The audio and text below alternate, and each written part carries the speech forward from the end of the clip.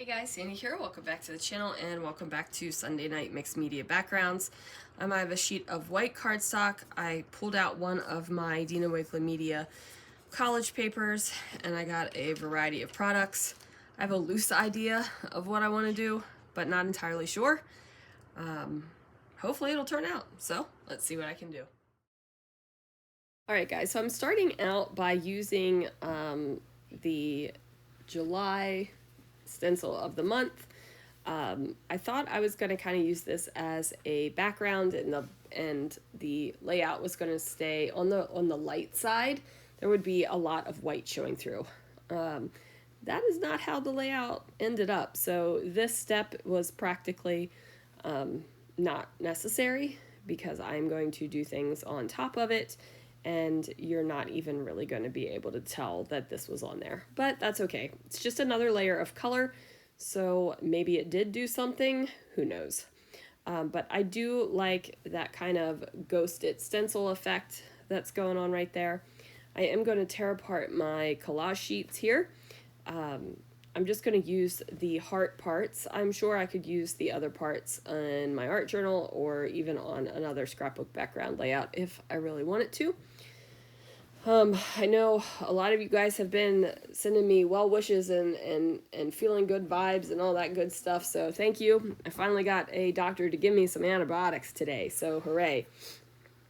And Christopher was awesome enough to drive me all the way to Bellevue so I could pick up my prescription, which is awesome. So hopefully in a couple days I will be back to feeling myself, because this has been over a week now, a week and a half, almost 2 weeks. And we did get the bathroom cleaned today, so that wasn't driving me crazy anymore either. I'm sure that you guys were all very high attentiveness to my videos to see if I got my bathroom cleaned or not.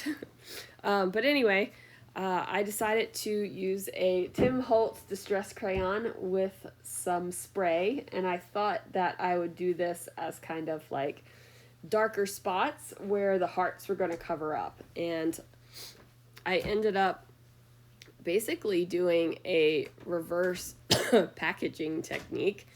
And what that is I'm creating the color on the surface, and then I'm patting the paper onto the water, into the color water, instead of doing it the opposite way. And doing this made me really realize that I liked the darker kind of color across the paper, and wasn't too terribly excited about the white. So as I'm doing this, I'm thinking I have to figure out something. At this point, I had to run and grab my paper towels because, I was making a mess, and by the time I got the paper towels, the daggone thing was practically all dried up anyway, so I was going to wipe a little bit of it off. The thing I'm using right now is actually a paint palette, and I have a couple different surfaces that I use when I'm doing mixed media. And this one really works for when I want to do big, messy mixed media, because it's definitely wider than 12 inches, which my Tim Holtz glass mat, which I love, is just a little bit narrower than this, so it's a bit of a struggle sometimes. I was going to put this on with gesso, and then I quickly decided to change that and put it on with matte gel medium. I'm just using my silicone brush because I love my silicone brush. I actually even pulled out a real paintbrush to paint on this layout, and I still used the silicone brush. I've just, ever since I started using them, I find it really easy to control larger amounts of paint. Now, obviously, I'm not going, or media, any kind of thing like this. Obviously, I am not going to do any kind of detail painting with it, although I do have detail silicone brushes too. But I just find them really easy to use. I do get them in the art section at Hobby Lobby. They are the house brand And when they go on sale, they are 40% off. So just something to know about. And I love them. I think that they are fantastic. I actually used to keep my glitter glaze and my other one separate because glitter just sticks everywhere no matter what. And I don't even worry about that anymore. I've decided not to let that kind of stress me out. So originally I was going to put that third heart kind of where that darker area is, but ultimately I decided not to do that and decided to put it over here on the edge as well. And now I'm looking at this and I'm really not liking the white bits that are visible through there. So I'm grabbing a couple of different paints. I got, what is that? Artsy paper part. I don't remember why I almost said artsy fartsy, but that's not it. And I've got the colors kind of mixing together, and I'm just going to put them around the hearts, right? Because I was trying to bridge the gap between that black and the lighter colors. And what it did was it bridged the gap between the black and the color part, but that white part is still just really stark to me, and I'm not feeling it, right? Like I want it to be darker. So I'm going to, again, use the silicone brush. And I gotta add in a little bit more paint. So we're gonna make that happen using some greens and some different blues. And I just really like the way that the colors came out on this. And when I'm finished with it, I am super, super happy. But I added a little bit of water on the paper here because I wanted the paint to kind of move a little bit smoother across the cardstock, because this is not a mixed media cardstock. This is just cheap white cardstock. I'm pretty sure it's Joann's cardstock. I got it on clearance. I just happened to go into Joann's one day and they were like clearancing out so much of their cardstock, and I was like, shoot, your girl can use some cheap white cardstock.